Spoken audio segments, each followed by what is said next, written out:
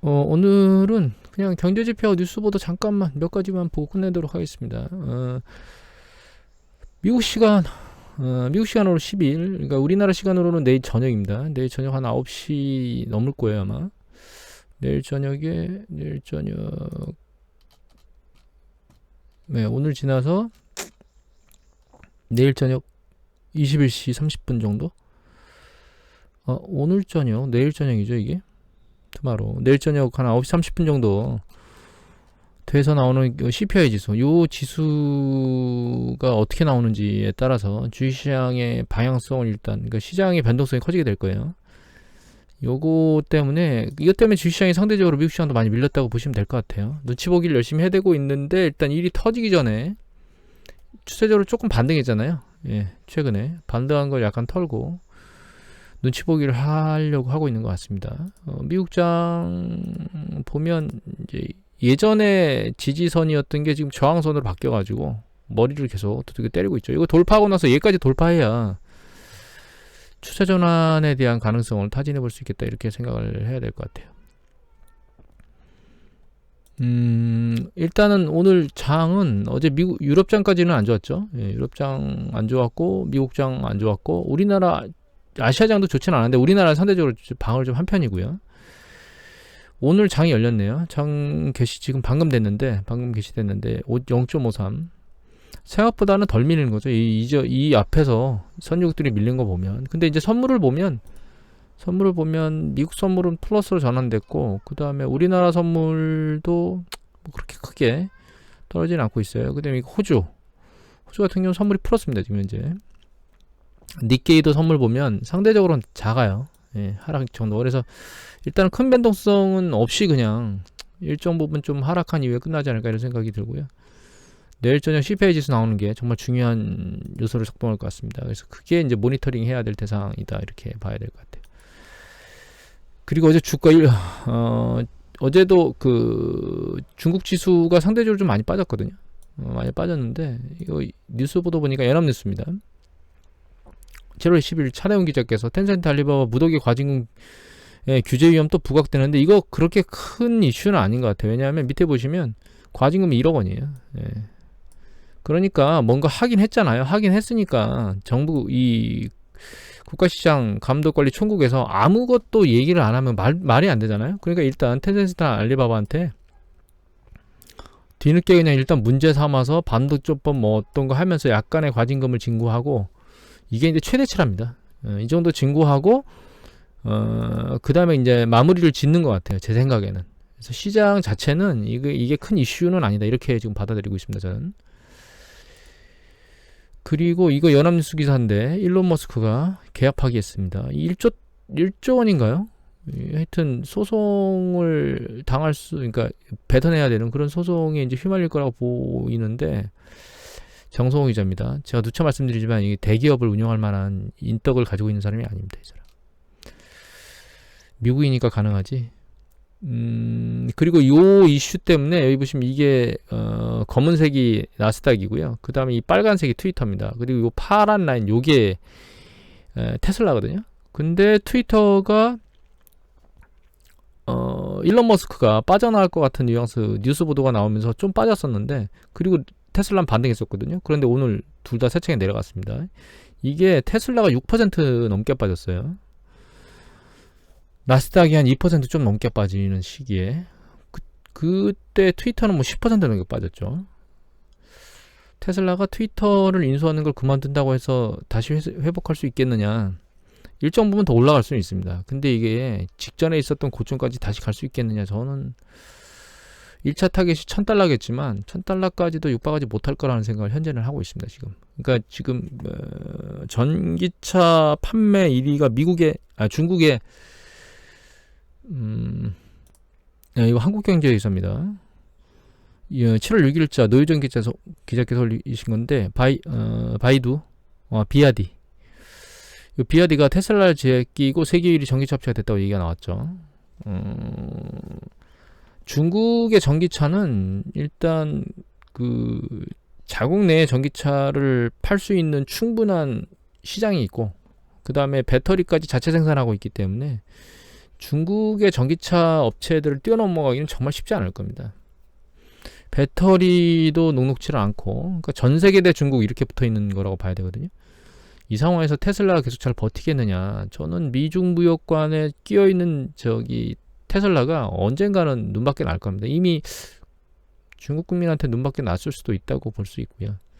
점진적으로 계속 그러니까 테슬라한테 불리한 방향으로 시장이 흘러가고 있는 것 같아요. 저는 그렇게 이해를 하고 있습니다. 그리고 지금 가장 저를 불안하게 만드는 게 이겁니다. 푸틴이에요, 푸틴.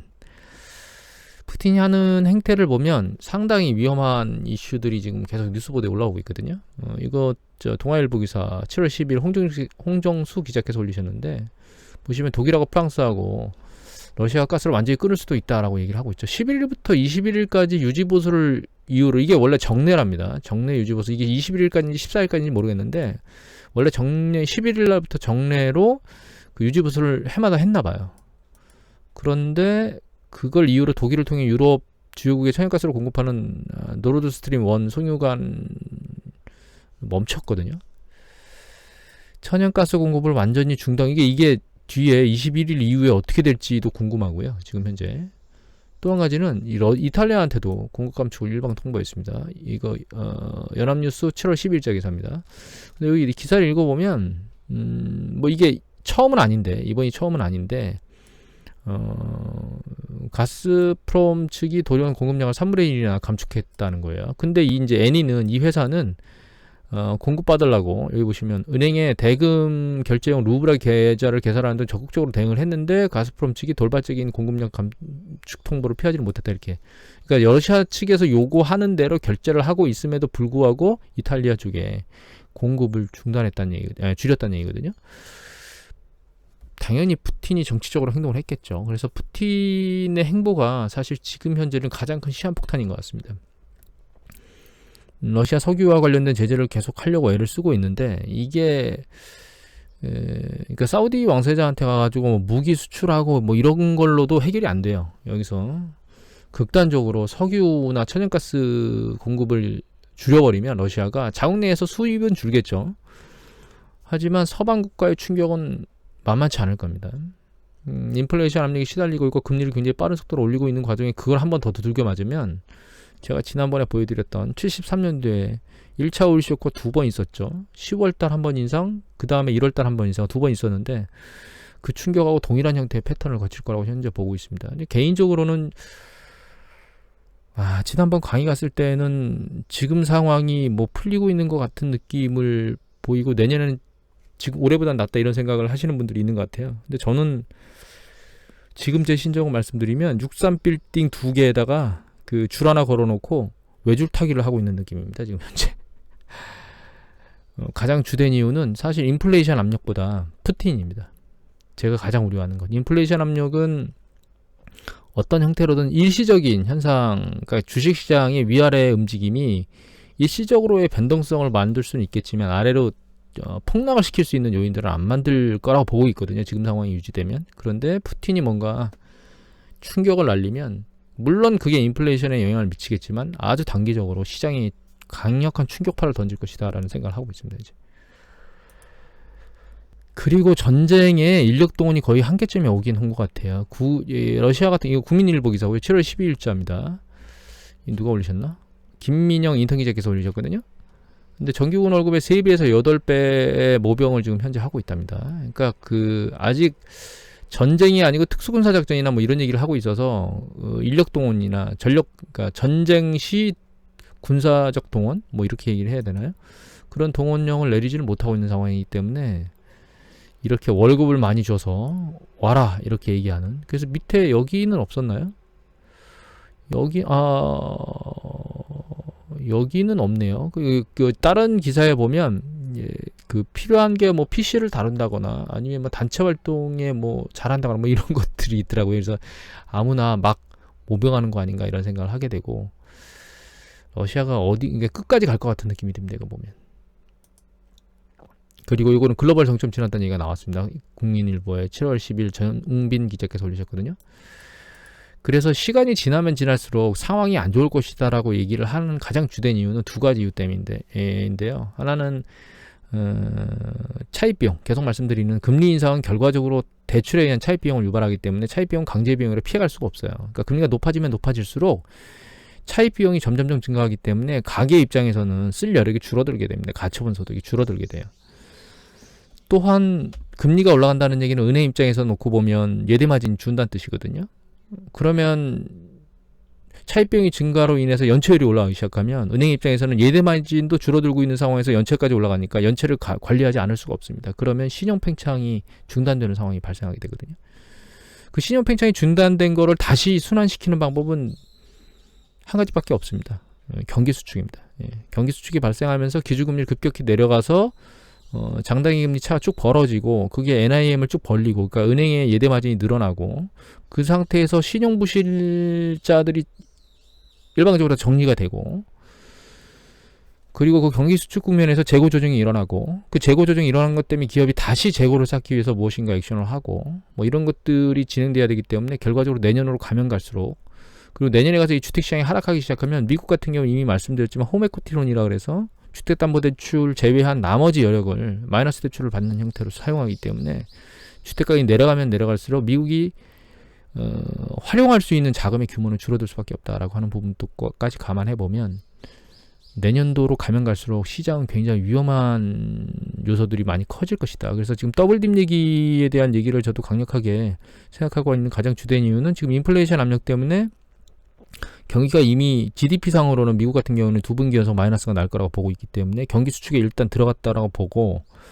물론 그게 전체적인 경제 상황 전체를 보고 있을 땐 경기 수축이라고 볼 수는 없다는 거예요. 왜냐하면 노동시장도 좋고 아직 그 고용시장 자체가 이제 괜찮은 상황인데다가 실제로는 시장에서 자금 수요가 급격히 늘어난 것 때문에 사실은 이 금리가 급격히 올라갔다기보다는 인플레이션 압력으로 인한 밀어올림이 더 높았다고 보고 있거든요. 그래서 실제 전체 상황으로 놓고 보면 뭐 생산이라든가 출하라든가 이런 것까지 다 종합해 보면 경기 수축은 아닌데 인플레이션 압력에 의한 경기 수축은 이미 들어갔다고 보이고요.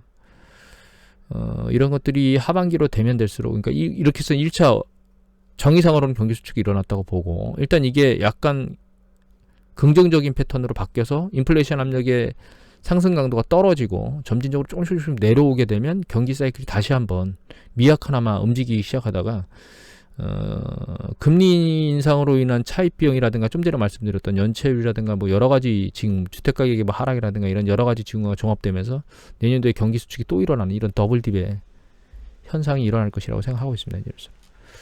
다만 여기 기사 중에 우리가 눈여겨봐야 될 거는 이 부분입니다.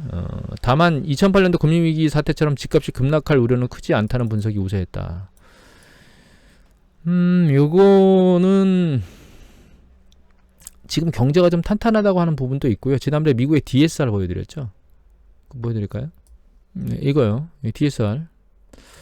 이 전체 대출을 다 포함하는 거 이게 소득 가처분소득 대비 이 부담하는 부채와 관련된 상환율이라고 보시면 됩니다. 근데 이게 상대적으로 굉장히 낮아요.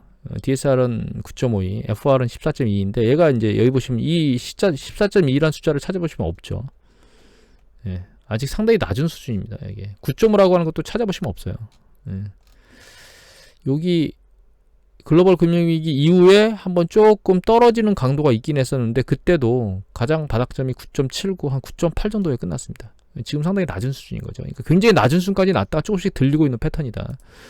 내년에 갑작스럽게 들리겠느냐? 그렇지는 않을 거라고 보고 있습니다. 개인적으로는. 그래서 이게 문제가 야기된다 하더라도 주택시장 같은 경우에는 내년도 하반기나 내후년도 정도에 문제를 야기시킬 수 있을 가능성이 높아지고 있다라고 보고요. 다만 가처분 소득이 줄어든다는 거, 그러니까 쓸 수 있는 여력의 자금이 줄어든다는 거, 그 부분이 경기 수축을 유발할 수 있다라고 하는 것으로 주택시장을 받아들이면 될 것 같습니다. 주택시장 받아들이는 거는. 그리고 마지막으로 이건데 여기 보시면 뉴지원인데 달러가 초강세, 엔화는 25년 내, 유로화는 20년 최고라고 얘기를 하잖아요. 박경희 기자께서 7월 10일 날 올리셨습니다. 이거 최고라는 얘기는 뭐냐면 다시 뒤집어 말하면 너무 많이 올라갔다는 뜻입니다.